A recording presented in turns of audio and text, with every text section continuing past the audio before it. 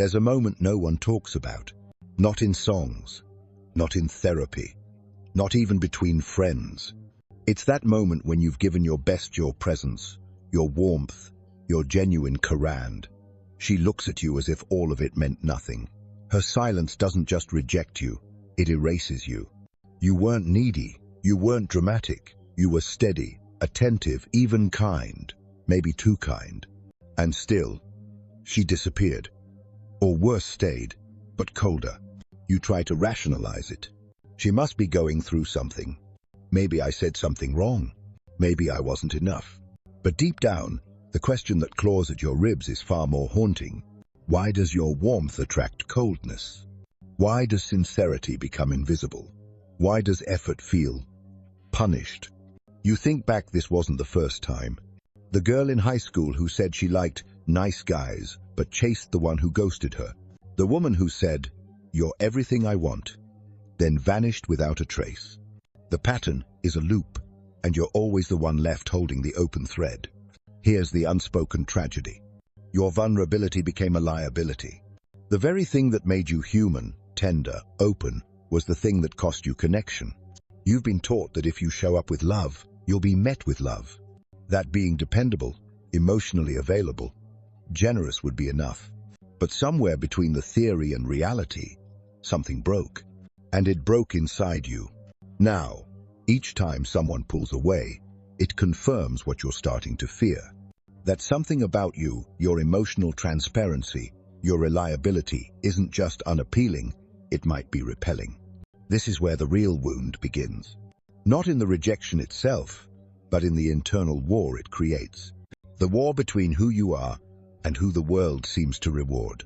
So you begin to armor up. You laugh less, text less, reveal less. You stop expecting warmth in return. You start to believe that being real is a mistake. That maybe connection was never about truth, but performance. That maybe people don't fall for depth, they fall for distance.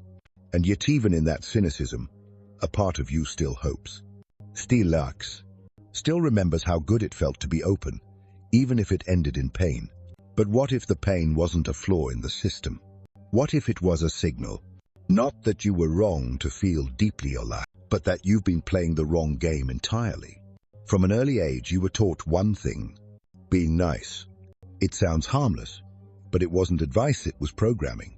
You were rewarded when you were agreeable, when you didn't complain, when you smiled, even when something inside you cracked. You learned how to be pleasant, a polished shell for a self forced into submission.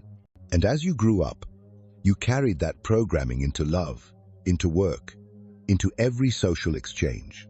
You were kind, you were polite, you were available, you replied quickly, you checked in on others before checking in with yourself. But there's something you never understood. The more accessible you are, the less you're respected. And the more likable you try to be, the more replaceable you become. This is the trap of likability conditioning. You were trained to believe, if people like you, they won't hurt you. But real life doesn't work that way. People don't respond to goodness. They respond to value. And value, in their eyes, is defined by what is rare, unavailable, enigmatic. You fall into the warmth versus competence trade-off, a quiet social equation. The warmer you appear, the less powerful you seem. The more agreeable you are, the less gravitas you hold. And so you get caught in the paradox. The easier you are to choose, the less you are desired. It gets worse. Enter availability bias, a cognitive distortion where people discount whatever is always present. You're always there, always reachable, always texting back in minutes. The result? You disappear. She didn't ignore you out of cruelty. She reacted to the system you unconsciously helped build.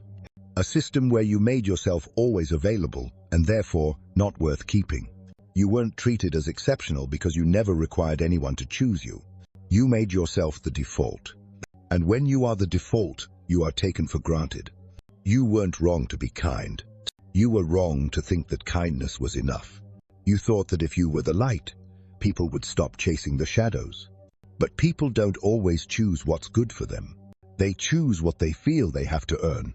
What carries the threat of absence? What feels rare? And you weren't. In every relationship, romantic, platonic, professional, there's a quiet currency exchanging hands. That currency is emotion. Every glance, every reply, every silence. It's all part of an emotional economy few ever learn to read, yet all participate in. And in this economy, one law remains absolute. He who needs less holds the power. Nietzsche, the person who can walk away without flinching controls the pace. The one who feels less always appears more composed, more desired, more magnetic, not because they're better, but because they're not hungry. And in the world of emotional exchange, hunger is weakness. You might think you're being genuine. You might believe that expressing care, offering attention, showing up fully is strength. And yes, it can be. But not when it's given unmeasured. Because in the eyes of others, your emotions are weighed, priced, and compared. And when you give too much for free, you collapse your own value. You thought emotions were meant to connect. But in this world, they calculate. Who needs who more? Who's willing to risk more? Who's investing first? And who's just reacting?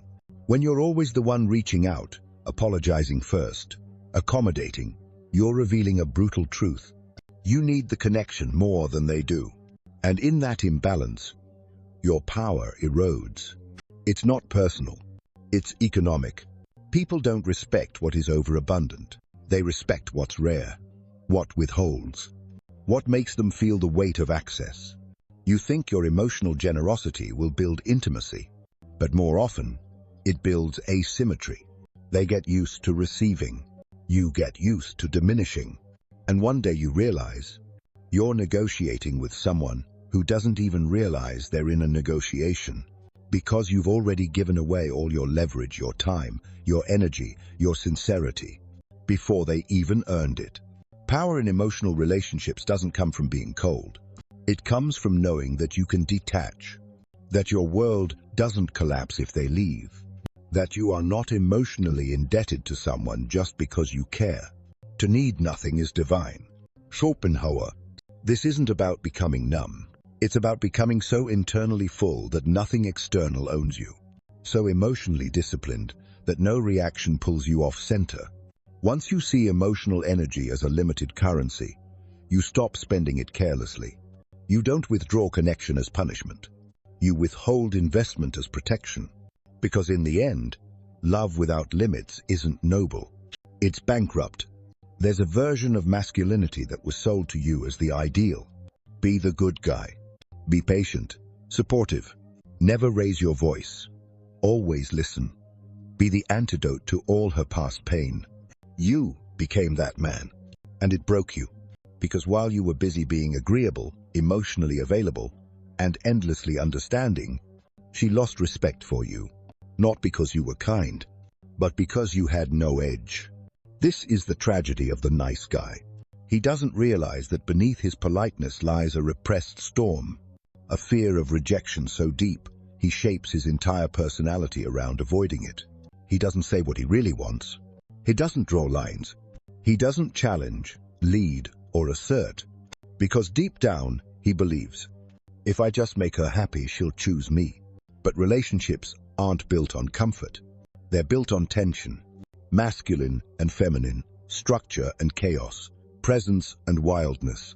If you collapse into agreement just to be loved, you remove the very polarity that creates desire. You thought compliance was connection, but she felt nothing. Why? Because you never made her feel your core, only your compliance. You were kind but not sovereign. You were present but not anchored. You were emotional but not powerful. She didn't reject you because you were too nice. She rejected you because you had no depth, no weight, no boundary, no masculine frame to hold her chaos. This is the quiet downfall of men raised without masculine guidance. You became a people pleaser with good intentions and terrible results. You avoided conflict, smoothed things over, chased harmony. And in doing so, you lost your center. Carl Jung warned of this very shadow. You must integrate the shadow, otherwise it will devour you. Carl Jung. You're Niceness was never pure. It was strategy, a manipulative performance disguised as virtue, because underneath you were terrified of being alone. Until you face your inner shadow, the part of you that's angry, driven, proud, sexual, dominant, you will always be half a man, a shell, performing decency, while bleeding internally from unmet needs. The truth is brutal but freeing. You were never rejected for being too kind. You were rejected for being incomplete. And no woman, no love, no performance of politeness will save you from that. Only one thing will: the death of the nice guy. There comes a moment when the man she once overlooked becomes a man she no longer understands. Not because he changed who he was, but because he reclaimed what he had given away. His focus, his silence, his center. This is the Stoic shift. No more explaining himself. No more over-texting. No more leaking his soul into people who didn't earn it. He still feels, but those feelings no longer govern his choices. Once, he waited by the phone. Once, he asked himself, what did I do wrong? Once, he made her moods his responsibility. No, he doesn't chase. He doesn't perform. He simply is. Not bitter, not distant, just undisturbed. Because he has seen what happens when you give your light away to those who are blind to it. He has seen how softness, without boundaries, becomes a wound. He has seen the cost of being too accessible. So he stopped. Stopped being nice. Started being clear. He's no longer impressed by beauty. He's impressed by character, by consistency, depth, mutuality, energy that doesn't drain. There is no grand announcement, no revenge arc, just a recalibration. She reaches out, replies when he feels like it. She withdraws, doesn't chase. She flirts, she doesn't mistake it for commitment. Not because he's playing games, but because he's no longer in the game. It is no measure of health to be well adjusted to a profoundly sick society. Krishnamurti. This society taught men that their worth is measured by how much they give, how little they need, how long they can wait. But he's no longer interested in being good by those standards. He's interested in being whole. His stillness is not emptiness, it's depth. His silence is not absence, it's presence. His refusal to engage is not cruelty, it's selectiveness. There's no need to yell, prove, convince, or argue. His detachment speaks louder than any emotional outburst ever could. He doesn't tell people what he values. He simply walks away from what doesn't match it. The man who went silent didn't disappear. He ascended. And in that silence, something terrifying happens. She starts to feel his absence, not just as distance, but as contrast. Suddenly, other men feel hollow. Suddenly, casual attention feels cheap. Suddenly, she remembers a time when someone saw her deeply and she mistook it for weakness. But he is not coming back. He has boundaries now, and those boundaries aren't negotiable. He may love again. He may open again, but only to the rare few who meet him where he stands. Rooted, calm, unmoved. This is the Stoic shift, where a man stops trying to be chosen and chooses himself. Emotional detachment is often misunderstood. They'll say you've become cold, indifferent, distant. But what they don't see is that detachment isn't about not feeling. It's about not being ruled. You still care. You still feel. You still notice every shift in tone, every delayed reply, every flicker of change in their eyes. You just don't react to it anymore. Because now, you understand. Not every feeling deserves a response. Not every invitation deserves your presence. Not every loss deserves your mourning. You no longer argue with disrespect. You no longer chase clarity from people who communicate in confusion. You no longer offer emotional depth to those who only swim in the shallow end. This is emotional discipline. It's the ability to feel everything and reveal nothing. To sit in the fire of disappointment without flinching. To say, I saw that, but I rise anyway. Cold, cruel. Detached, apathetic. Your silence is not revenge. Your distance is not punishment. It's self-respect. You've stopped trying to correct others' behavior. You've stopped explaining how you want to be treated. You've realized that the strongest boundary is non-engagement. They'll call you hard now. They'll say you've changed, that you don't care like you used to. And they're right. You don't become distant because you stopped caring. You become distant because they did. What they call cold is actually clarity. What they call avoidance is inner alignment. What they call arrogance is a refusal to abandon yourself again. This isn't about being numb. It's about choosing where your energy flows and where it no longer will. Once, you let your emotions crash over anyone. Now, you temper them like a sword. Sharp, controlled, precise. Your detachment doesn't make you less human. It makes you dangerous to those who once fed on your softness. Because now, they can't move you. They can't guilt you. They can't access you unless they've earned it. You don't have to unfeel to be free. You just have to unhook. You thought that once you stopped overgiving, the world would simply move on. But it didn't. It noticed. It paused. It panicked. Because when you were warm, always present, always reachable, you were easy to take for granted. Now that you've gone still, gone cold, gone disciplined, your absence echoes louder than your presence ever did.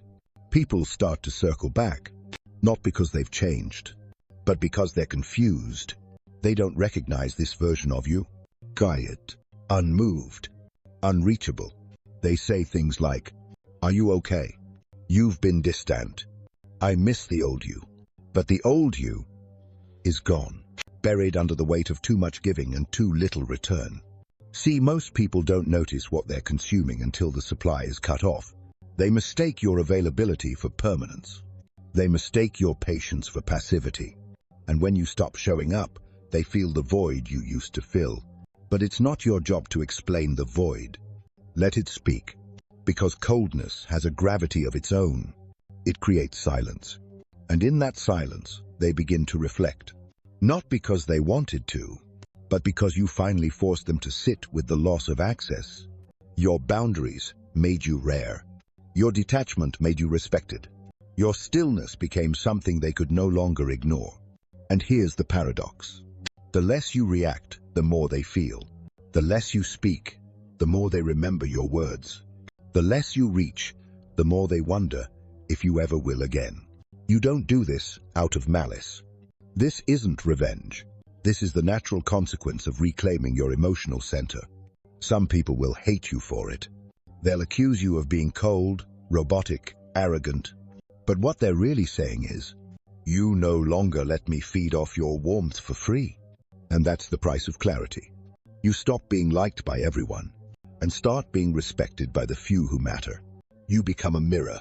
To some, you reflect their neglect. To others, their fear of losing control. To the rare few, you reflect inspiration. But you're no longer interested in being understood, only in being true. Because once you've tasted the power of emotional sovereignty, you can't go back to being emotionally outsourced. You don't demand attention anymore. Your absence does the speaking. Your absence starts echoing louder than your presence ever did. When you become the one who doesn't flinch, doesn't chase, doesn't explain, you become the one they never forget. There's a silence that doesn't feel empty. It feels clean. No noise, no confusion, no loops, no longing, just clarity. You're not angry anymore. You're not waiting. You're not hoping they'll come back different, say the right words, finally see your worth, because you've seen it yourself. And that changed everything. This is the final realization. Coldness equals clarity equals freedom. Not because you shut off your heart, but because you finally stopped handing it to people who weren't ready to hold it. Your detachment is no longer armor. It's alignment, a return to center, a rejection of the noise, the chaos, the drama that once held your nervous system hostage. You don't miss the chase. You don't miss the performance. You don't miss earning love that should have been mutual. Now, you simply observe. You no longer get pulled into emotional spirals. You no longer overanalyze messages or silences. You no longer seek closure from the same hands that caused the wound. You just walk away calm, composed, complete. This is what emotional freedom feels like. Not numbness, but Neutrality. You still feel everything. You just don't let everything touch you. You no longer enter rooms trying to be chosen. You walk in already chosen by yourself. You don't become cold to hurt others. You become cold to stay sane, to stay sovereign, to stay out of systems that fed on your empathy but never returned it. You don't become cold to hurt others. You become cold to protect the warmth that's left. And those who once misunderstood you will start to feel it. Not because you punished them, but because you're no longer available for the dynamics that once drained you. You've stopped explaining your worth. You've stopped negotiating your standards. You've stopped showing up where presence wasn't reciprocated. Now, you offer peace, not access. Stillness, not performance. Depth, not desperation. They will feel the shift. Some will chase. Some will shame. Some will say you've changed. And they're right, because the man who needed to be seen is gone. What remains is a man who sees. The man who stands alone is always feared because he is truly free. Nietzsche, freedom is not detachment from others. It is detachment from needing them to validate your existence. That is the final realization. And once you see it, you never unsee it again.